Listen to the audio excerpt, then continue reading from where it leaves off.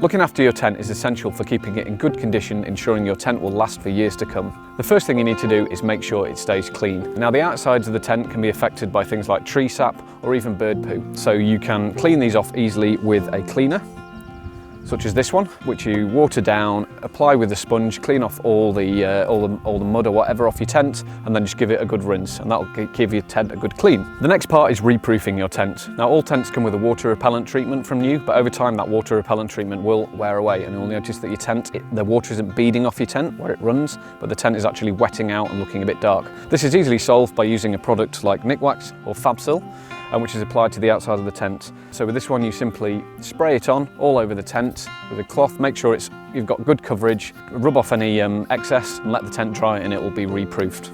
The most common cause of leaks in tents that only happens after a lot of use is on the seams. Now, tent fabric is waterproof and will remain so, especially if reproofed regularly. The sealant that goes between where the pieces of fabric are stitched together over time when the tent is folded can start to break.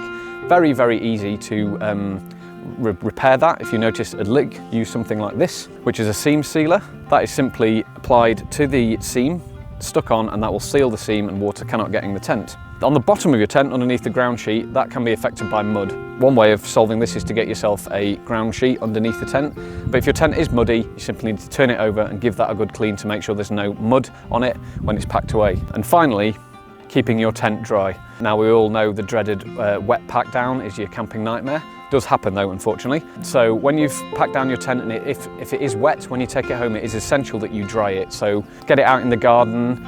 Even if you've got a small garden, you can hang it out, rotate it, but make sure before you pack it away and store it that it is completely dry, and that will ensure that there's no mold and your tent again will stay in perfect condition. So that was a brief overview of aftercare for your tent. So really important, read the instructions for your tent, read the instructions on any of the proofing products or cleaning products you get, and that will make sure your tent is clean, proofed, dry, and will last for years. I hope that's been helpful. There's more videos like this on our YouTube channel. Thank you for watching. Happy camping.